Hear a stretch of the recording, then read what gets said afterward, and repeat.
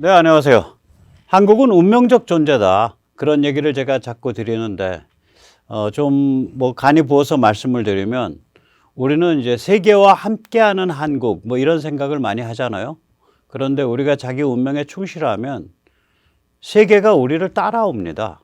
왜 그러냐면 우리의 실존적인 그런 위치가 세상에 참 모진 그런 상황이잖아요.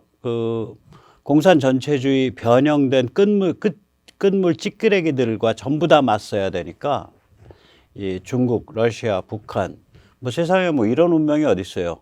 거기서 단련돼서 나오는 힘이 있기 때문에 우리가 우리 자신의 운명에 충실하면 세계가 우리를 따라옵니다. 자, 그 굉장히 중요한 관문이 내년 총선이죠. 그래서 이런저런 걸 엮어가지고 오늘 좀 말씀을 올리도록 하겠습니다. 먼저 이제 우리는 북한 이걸 많이 의식을 해요.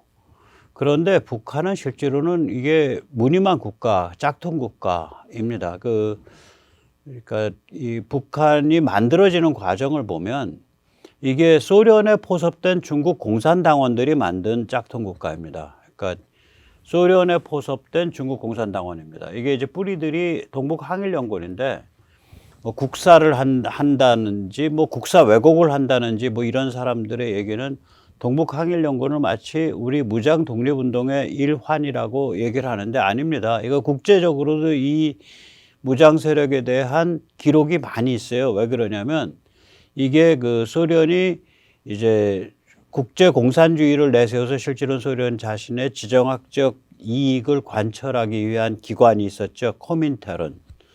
예, 코민테른이 직할했던 조직이어서 코민테른 문서도 많이 남아 있고 소련 문서로. 그래서 이게 우리의 무슨 뭐 그런 게 아니에요. 동북항일연군은 한마디로 말하면 소련이 만들어서 코민테른이 직할했고 중국 공산당의 총대를 맨 무장 조직인데 1930년대 31년 기준으로 중국 공산당원 만주총국의 중국 공산당원의 한 80%가 조선족입니다. 한국인들이에요. 한국계예요. 그게 이제 한 4, 5년 사이에 숙청당하는데 민생단 사건이라는 걸로 조금 이따 말씀드리겠습니다. 코민테른이 직할하고 중국 공산당이 총대를 맨 무장 조직이죠. 이 동북항일연군의 배경은 이렇습니다. 1930년대 초로 우리가 이제 한 90여 년 전으로 타임머신을 타고 돌아가 보면 그 당시 일제는 이제 침공을 하긴 해야 되는데 이 침공의 방향을 시베리아로 가냐 아니면 중국으로 가냐를 가지고 고민이 많았어요.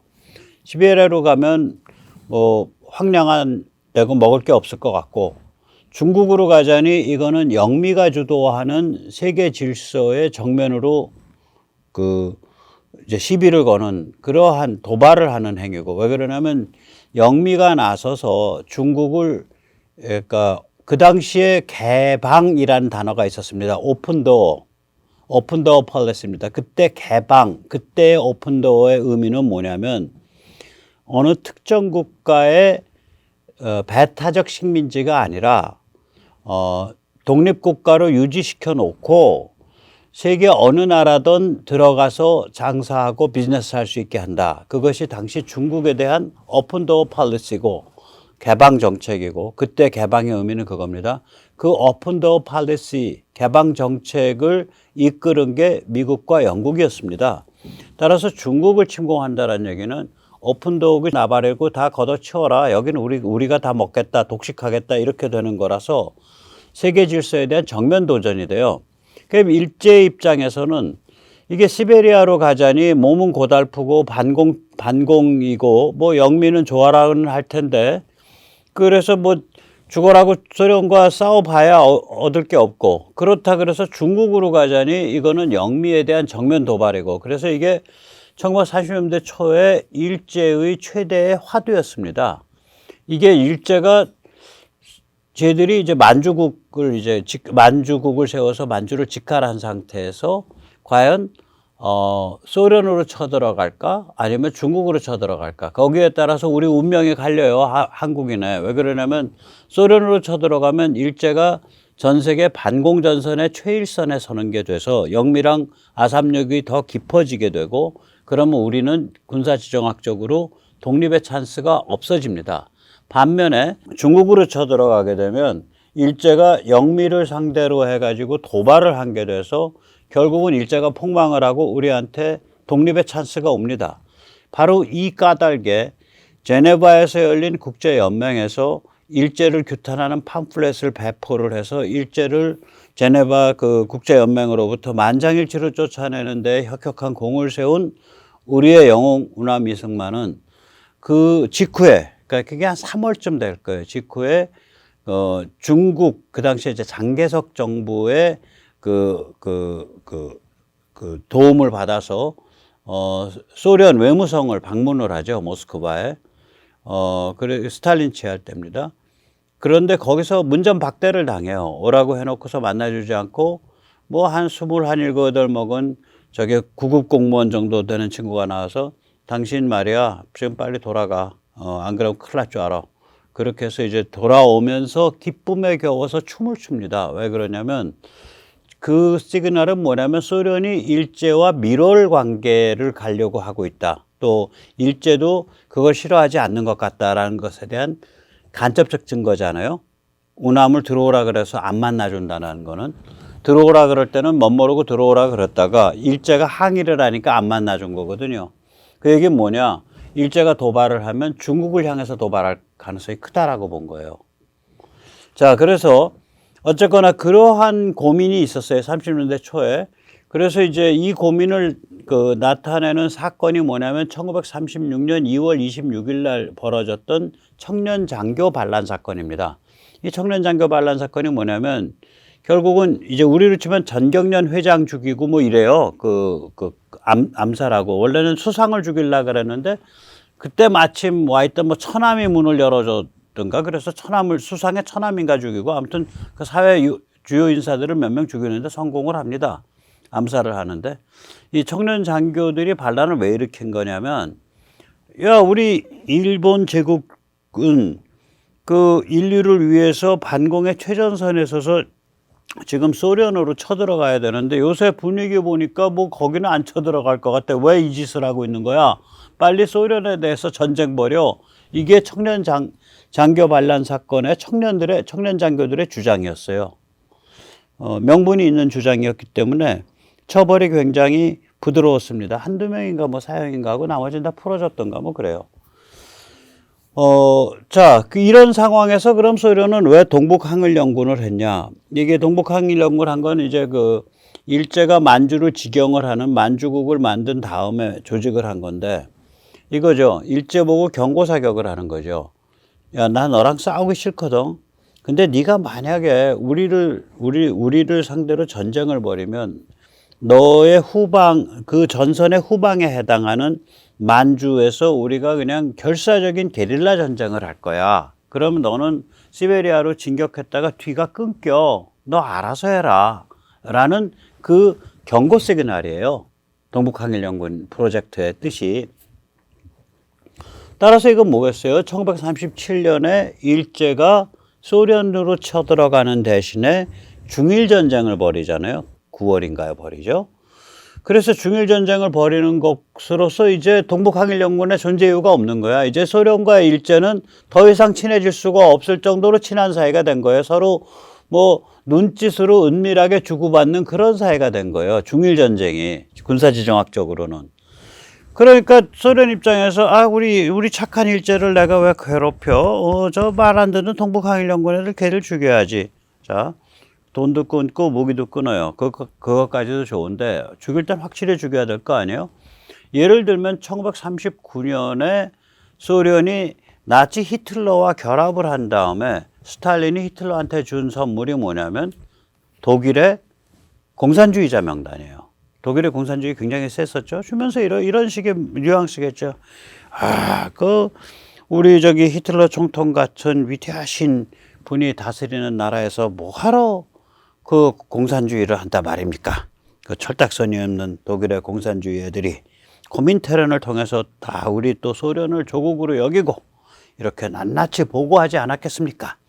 그 중에서 우리 말 잘 듣는 정말 우리 총통에 대해서 크게 실수하지 않을 몇 명 남기고 그 사람들 이름은 저희들이 따로 뺐습니다. 안 가르쳐 드립니다. 나머지는 이런 리스트니까 네, 이 철딱선이 없는 것들을 총통께서 예, 정리하십시오. 몇만 명 죽죠. 그래서 독일 공산당원이 당연히 그러면 자 동북항일연군을 이제 폐업을 하고 그 시체를 일제에 선물로 줘야 될 거 아니야. 그러니까 돈을 끊고 무기를 끊는 것뿐만이 아니라 작전과 이동에 관한 정보를 줬을 거예요. 그러려면 동북항일연군 안에서 누군가 그 정보를 소련 측에 계속해서 발신하고 있어야 된다고. 저는 김일성이 그걸 했다고 봐요. 그러니까 88 국제여단의 대저가 되고 거기서 결혼도 하고 소련 영토 안에서 거기서 애도 낳죠. 그러니까 김일성이 굉장히 사악한 사람이죠. 굉장히 재주가 좋고. 근데 이제 김일성을 보고 있으면은요, 이게 뭐 이런 패턴이 한두 번이 아니에요. 저 한번 보면, 자, 그 전에 이제 한 18, 19대에 그 민생당 사건이라는 게 일어난다고요. 이게 뭐냐면 이제 만주를 직영을 했단 말이에요. 원래는 만주를 공영을 했죠. 그 장씨 군벌하고 일제가. 장씨 군벌을 내세워놓고 일제가 뒤에서 움직이는. 그래서 만주로 공영을 했었는데, 장씨 군벌이 자꾸 반일로 간단 말이에요. 그러니까 이제 화가 나가지고 이제 일제가 이제 저는 이름도 헷갈려. 장장님과 장학량인데 누가 아버지고 누가 아들인지 이젠 헷갈려요. 그 아버지를 폭사시켜요. 폭탄으로. 그래 아들이 열받아가지고 이제 반일로 확 돌죠. 그래서 군벌부터 반일로 도니까 뭐 말하자면 마적대까지 반일을 해요. 뭐 유생도 반일을 하고 신식 물 먹은 사람도 반일하고 관료도 반일을 하고 상인. 그래서 실제로는 그때 통일전선 모델이 만들어져요. 그걸 세계 최초의 통일전선 모델이라 그럽니다. 왜 그러냐면 그 당시에 소련의 코민테른의 지령은 선명한 극좌 노선이었어요. 통일전선이 아니라. 그래서 이 경우를 세계 최초의 통일전선 모델로 봅니다. 자생적인 거죠. 이제 그렇게 해서 막 들고 일어나니까 이제 중국인들이 민족의식이 이제 들어온 거예요. 근데 가만히 보니까 이 한국 놈들이라는 것들이 그 일본이 일제가 들어와 가지고 뭐 헌병 있고 뭐 있으면서 딱 틀 잡아 놓으니까 그 밑에서 뭐 농토를 야금야금 늘리고 그 밑에서 물길을 끌어다 쓰고 그 물길 중국 농민들이 가서 끊으면은 이걸 적법하게 물길을 끌었는데 니들이 왜 끊냐? 내가 뭐 너희들 물 쓰는 거 방해 그렇게 한 것도 없고 왜 시기 질투하냐라고 그러면서 그 일본 그 주재소에 가서 그걸 하거든요. 그러면 이제 거기가 물리력을 갖고 있고 사실상 사법권을 갖고 있으니까 그런 분쟁이 붙을 때 또 일제가 이 한국 쪽에서 만주 간 사람들 편을 또 들은 게 있어요. 뭐 앞뒤가 그러니까. 그래서 이제 미운 털이 막힌 거라 이 조선족이. 그러니까 이제 그 만주 사변에 의해서 민족의식이 확 올라오니까 그걸 이용을 해서 중국 공산계들이 야 여기 우리 중국 공산당에 왜 한국 출신들이 조선족이 왜 저렇게 많어? 그래가지고 중국 그 당시 한 1000명쯤 돼요. 그게 한 80%에 해당해요. 그러니까 만주총국 공산당원 수에. 그 대부분이 죽죠. 테러 당합니다. 이제 잡아다가 그냥 작두로 썰어 죽이고 몽둥이로 때려 죽이고요. 예, 그렇게 합니다. 가오리 봉즈라는 얘기가 그래서 나온 거예요. 뭐냐면은 이제 일제의 지배 질서, 만주의 지배 질서와 공생관계라고 본 거예요. 중국 사람들은. 그래서 일제의 위세를 빌어가지고 조선인들이 몽댕이를 들고 설친다. 그래서 가오리 봉제예요. 가오리가 이제 그 고려, 봉자, 그러면 이제 몽둥이 든 놈. 그래서 우리가 이제 떼놈 하듯이 걔들은 우리를 봉즈 혹은 가오리 봉즈라 그러죠. 그런 증오감이 있었다고요. 그게 이제 학살로 나타나는데 그게 주로 타겟팅을 한 게 중국 공산당원인 조선족. 그래서 그걸 계기로 해서 중국 공산당원의 구성이 바뀌어요. 중국인 중심으로. 뿐만 아니라 그 님 웨일즈가 썼죠. 님 웨일즈가 쓴 김사 나리랑 그런 사람들 그 자기 이제 죽음이 오고 있는 거를 아니까 그러니까 그건 이제 급진 무정부주의자거든. 김사는 아리랑에 나오는 그런 사람 다 잡아 죽이고. 근데 너 누구 알지? 그래서 알만한 사람부터 이제 몽둥이로 때려 죽여서 굉장히 무참하게 되는데 그 과정에서 18, 19, 20살짜리 이제 막 공산당에 입당한 중국 공산당원 김일성이 어떻게 살아남았겠냐. 세기와 더불어인가 사기와 더불어인가 뭐 사기와 더불어 거기에 보면 그때 참 마음이 아팠다. 나를 누가 구해줬고 내 동지들을 그 다음에 내가 챙겨줬고 죽은 동지들을 그거 다 생노가리라고 전 생각해요. 그때 김일성이 분명히 무슨 짓 했냐. 쟤 잡아가세요.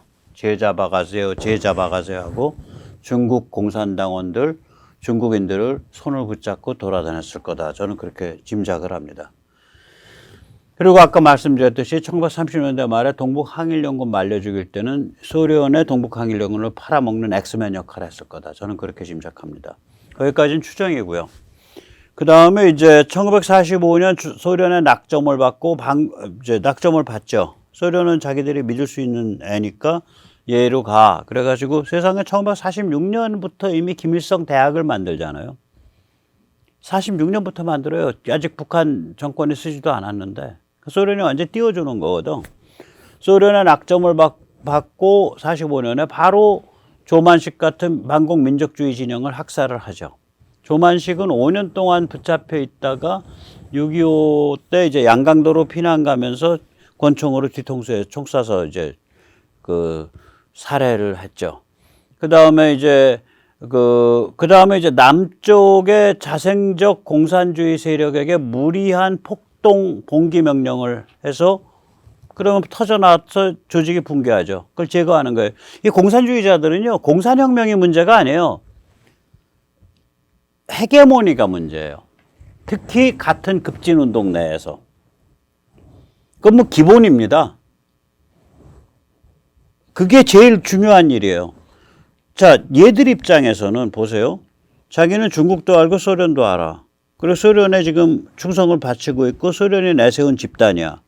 얘들 입장에서 뭐 일본의 리끼오 대학이니 뭐 일본의 뭐 무슨 대학이니 다니면서 일본에서 고학하면서 공산당하고 뭐 배웠다 그러고 뭐 하고 이런 그 조선 내 오리지널 공산주의자라는 건 그냥 쳐서 없애야 될 애들이에요. 이런 것들을 경험을 했기 때문에 박정희 대통령이 전향을 했을 거예요. 그 당시 공산주의 운동 하던 사람들의 상당수가 이걸 느꼈다고요. 굉장히 깊게 느껴요, 이 문제를. 아, 이게 이념이나 사상의 문제가 아니구나. 그냥 살벌한 식인종들이구나. 특히 같은 급진운동, 같은 공산 세력 안에서는 정말로 추악하게 잡아먹는구나. 이걸 느끼는 거거든요. 그 환멸 때문에 그 조지 오웰이 동물농장 1984를 그 환멸에서부터 시작한 거거든요. 왜 그러냐면 조지 오웰이 스페인 내전 때에 좌파로서 참전을 했잖아요.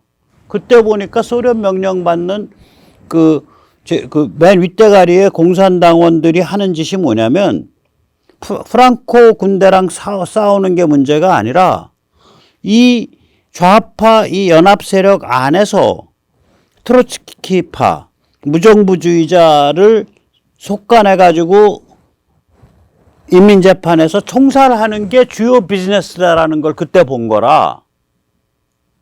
거기서 몸소리를 치면서 얘들 진짜로 악마다 그래가지고 조지 오웰이 튄 거예요. 이게 이제 그러니까 저는 이렇게 보는 거죠. 아니 1946년에 대구에서 폭동 때리면 그 대구의 공산당원들 다 망하지. 대한민국에서 이제 자생적 공산주의가 제일 센 데가 어디냐면 하나가 대구 경북이고 하나가 제주도입니다. 각각 배경이 다르죠. 제주도는 제가 가끔 말씀드리지만 일제 때 부산과 일본을 잇는 연락선 뿐만이 아니라 제주와 일본을 잇는 연락선이 있었어요. 1920년대 중반부터. 그래서 이 해남 목포 사람들뿐만 아니라 제주 사람들이 일본에 일하러 어마무시하게 건너갔습니다. 그럼 이 사람들의 상당수가 특히 오사카 쪽에서 일본 공산당으로부터 제대로 된 훈련을 받고 돌아와요. 그리고 이제 대구 경북은 이 사람들은 이 명분을 따지고 민족을 따지는 그 성리학적 관점이 센데 아니에요. 명분 따지고 민족 따지는 성리학적 관점이 센데 그거를 딱 포장을 해서 바꾸게 되면은 그게 공산주의랑 좀 비슷해요. 갈 수가 있다. 성리학이 일종의 이론적인 종교 체계 아니에요. 성리학이 종교화된 유교잖아요. 그러니까 이 현대 문명도 싫고 저것도 싫어. 미국 영국도 싫어. 우리의 주체의 한국인의 주체가 되는 조선인다움이 좋은 거야. 그런데 이게 공산주의를 하면 현대화도 되면서 조선인다움도 유지할 것 같아. 그래서 이게 굉장히 세요. 성리학의 베이스가 됐던 그 지역이. 그게 대구 경북이죠. 저는 그래서 폭동시켰다고 봐요. 그래서 제가 농담 삼아 하는 말이 있어요. 제가 대구 가서 강연을 하면 가끔 그런 말을 해요. 예, 저는 보수의 성지 대구에서 강연을 하는 게 아니라 저는 대구가 보수의 성지라고 생각 안 합니다. 예, 종북의 성지 대구에서 강연을 하게 돼서 영광으로 알고 있겠습니다. 그런 말을 합니다. 왜냐? 대한민국 만약에 영원한 차별을 보려면은 종북운동사를 보면 돼요. 전부 대구의 인혁당, 2차 인혁은 뭐 조작됐다고 하지만 그것도 대구 경북, 난민전 대구 경북, 통역당 대구 경북, 전부 대구 경북이에요. 그 뿌리가 있다니까, 거기가. 그래서 이제 이 대구 이제 폭동 명령시켜서 대구 조직 붕괴시키죠. 그리고 나서 대구 그때 살아남은 사람들이 마산으로 튀어요. 그 마산이 또 세잖아. 예, 마산 창원이 나중에 세지죠. 그 다음에 제주에서 또 명령 때려서 제주 그 막강한 기반, 왜 하필이면 대구고 왜 하필이면 제주냐고. 가만히 생각해 보세요. 저런 식으로 고립된 그런 무장봉기를 하면 그건 완전히 죽는 길이거든요. 가만히 생각해 보시라고요. 그 다음에 야, 군인들 중에 빨갱이들이 침투해 있단 말이야. 아, 걔들 정말 위험한 놈들인데 걔들 다 죽여. 그래 여순반란 명령 때리는 거예요. 제가 진짜 빨갱이의 그 생리를 잘 아는 사람으로서 하는 겁니다. 이거 대구 폭동 명령 왜 때렸겠냐? 하필은 왜 대구냐? 거기가 자생적 공산주의가 제일 센 데야. 그럼 말려 죽여야지. 제주 왜 때렸겠냐? 4.3을 명령을. 거기 자생적 공산주의가 제일 센 데야. 제가 제일 존경하고 그래도 공산당스러운 공산당이다 라고 인정해 줄 수 있는 데가 제주예요. 그러니까 이선실 할머니 같은 희대의 거물 간첩이 나오죠. 제주도 그 부속도서 가파도 출신 할머니예요. 그 할머니. 그 다음에 여순반란 명령 왜 때렸겠냐? 군인 공산주의자 얘들은 안 돼. 얘들 다 죽여야 돼. 이렇게 되는 거예요. 그러니까 속가내기죠. 곁가지 쳐내기예요. 이거 전부. 그 다음에 뿐만 아니죠. 낙동강전선에 몰빵했다. 저거는 이제 스탈린의 오다인데 그걸 옆에서 자기 친구까지 갈아 넣어서 같이 보내잖아. 김책. 그래 놓고 우리 김책 동물을 기립니다. 공대를 만들겠습니다. 김책 공대. 웃기는 거죠. 이게 소련은 왜 저런 짓을 하냐? 아, 조선인민군을 보니까 이게 전부 만주 국공내전에서 뛰었던 조선족 공산당원들 한 4, 5만 명의 주축일세 그래요. 대장은 무정이야. 총을 누가 갖고 있냐? 중국 공산당원이 갖고 있는 거예요. 조선인 출신 중국 공산당원이 총을 갖고 있는 거야. 안 되지. 저런 군대 없애버려야지. 야, 거기 말이야. 낙동강에서 그까지 항전해. 미국이 무슨 상륙병력이 강하고 해군이 강하고 비행기가 강해서 허리 끊기면 몰살한다고. 그게 혁명이야. 거기 몰빵하라니까. 소련이 군사작전을 지도하니까 그 일을 한 거야, 그 일을. 그래서 실제로는 인천 상륙작전에 의해서 북한 인민군, 조선인민군은 그때 붕괴해버리죠, 10월 달에. 다 죽어요. 그러면 우리가 11월부터 누구랑 싸운 거냐? 11월부터 말하자면은 2년 8개월 동안 우리는 중공을 상대로 싸운 겁니다. 중공을. 우리의 주 상대방이 중공이 된 거예요, 그때가. 자, 그 다음에 이제 또 뭐 팔아먹었냐? 중서 줄타기 게임이 확실해질 것 같으니까, 야, 헌영아, 너 좀 죽어야겠다. 헌영이 잡아 죽이지. 그다음 1956년에 이제 격변기란 말이에요. 53년에 봄에 스탈린이 죽었고, 이제 지지고 볶다가 이제 후르시초프가 됐는데, 후르시초프는 좀 여러 가지 생각이 많은 사람이에요. 이제 크리미아를 우크라 쪽에 넘긴 게 후르시초프거든, 그때. 여러 가지 생각이 많은 사람이에요. 후르시초프는. 복잡해. 후르시초프의 손녀인가 딸은 지금 미국서 교수인가 하면서 이 러시아 비판 많이 한 발언을 하죠. 후르시초바인가 뭐 그래요. 그 이제 56년부터 후르시초프가 56년 초에 스탈린 격하 운동을 시작한단 말이에요. 그리고 이제 소련의 갈 길이 그 길이다라는 걸 해서 이제 비밀 녹음 테이프를 딱 해갖고 이제 봉을 쫙 해서 평양 주재 소련 대사관에 보내. 그러니까 평양 주재 소련 대사관에서 네, 후르시초프 서기장 동무의 그 따끈따끈한 비밀 강연인데 여기 범털만 오세요 해서 범털들 수백 명을 불러다 놓고 봉을 쫙 뜯고 거기서부터 릴테이프를 쫙 돌리는데 아 세상에 스탈린을 개 잡듯이 잡네. 이걸 왜 틀어줬겠냐. 김일성 날려라라는 메시지다. 그래서 그 자리에 있던 이제 반 김일성파는 입이 이제 찢어졌어요. 여기서부터 여기까지. 그리고 김일성파는 낯빛에 파랗게 질려서 식인땀을 질질 흘리는 거죠. 다 잡혀 죽게 생겼지. 근데 김일성이 보통 놈이 아니죠. 나 안 물러나. 버틴 거예요, 여름 내내.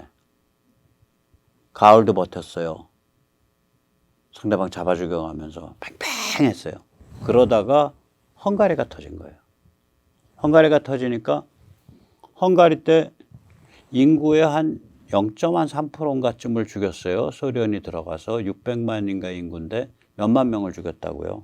소련 군대가. 헝가리의 군과 경이 그거를 진압을 안 해서. 헝가리를 보고 나서 소련이 기겁을 하고 야 일성아 너 그대로 해라. 그대로 해라. 이렇게 된 거예요. 그러면서 이제 딱 소련이 오케이 사인 딱 떨어지니까 이제 엄청 잡아 죽였죠. 그때 다 잡아 죽여요. 까불던 사람들. 그러면 이 사람이 이런 사람이거든. 이게 김일성이. 동지 잡아 죽이기, 동지 팔아먹기, 격까지 쳐내기.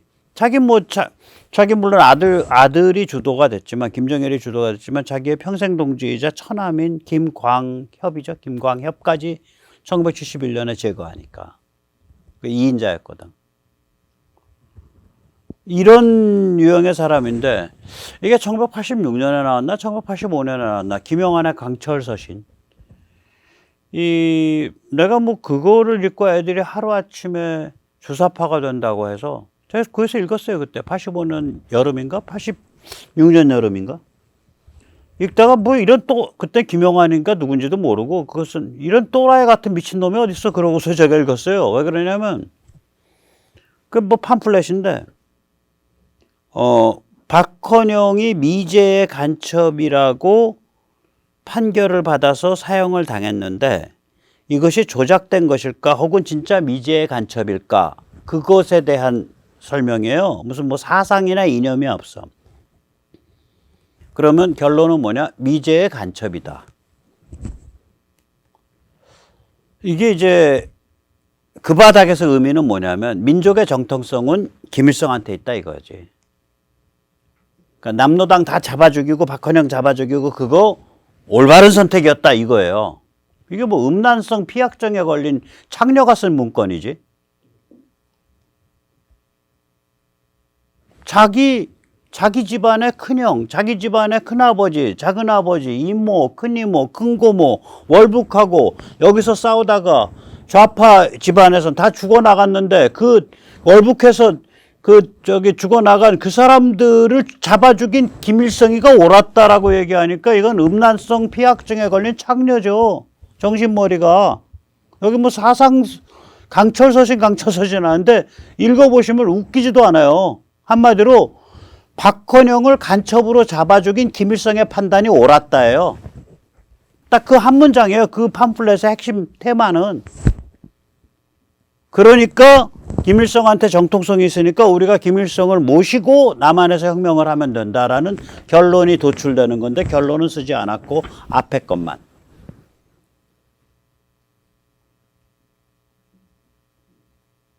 나는 김영환 씨가 무슨 전향을 했던 안 했던 그런 문제가 아니라 나는 빨갱이여도 상관없다고 생각해. 강철서신의 오류에 대해서 얘기를 해야 된다고 본다고. 강철서신을 써서 주사파의 대부입니다. 웃기는 소리하고. 주사파의 대부는요 통일전선부입니다. 주사파엔 대부 따위는 없어요. 왜냐하면 그 간첩 조직이니까 일종의. 간첩 조직은 벌칙 구조 관리하잖아. 허브 앤 스포크 1대1로. 거기 어떻게 대부가 있어? 김영환 씨나 이제 제 후배뻘 되는데, 고등학교 후배들하고 나중에 보니까 잘한 건 뭐냐면 김일성 만나가지고 40만 달러 받아서 슈킹한 거. 그건 참 잘했어요. 이왕이면 나도 그 중에서 한 4만 불 주지. 그때 돈 4만 불이면 개포동 주공아파트 한 채 샀을지도 모르는데. 여기서 잠시 세대탈출 자유 구독료 부탁 말씀 올리겠습니다. 아시다시피 세대탈출은 광고가 잘 붙지 않죠. 붙더라도 늦게 붙는 경향이 있습니다. 도와주시면 보다 좋은 컨텐츠로 찾아뵙는데 커다란 힘이 되겠습니다. 자, 이제 북한 얘기를 대충 했죠. 자, 그래서 우리가 북핵 하는데 정말 찌끼레개들이에요. 그냥 아무것도 안 해요. 우리가 정신만 똑바로 차리고 있고 군사력이 압도적이면 아무것도 안 해요. 우리 진짜 적은 어디냐? 주적은 어디냐? 중국이에요. 그래서 그걸 그림으로 나타내면 이렇습니다. 이거예요, 딱.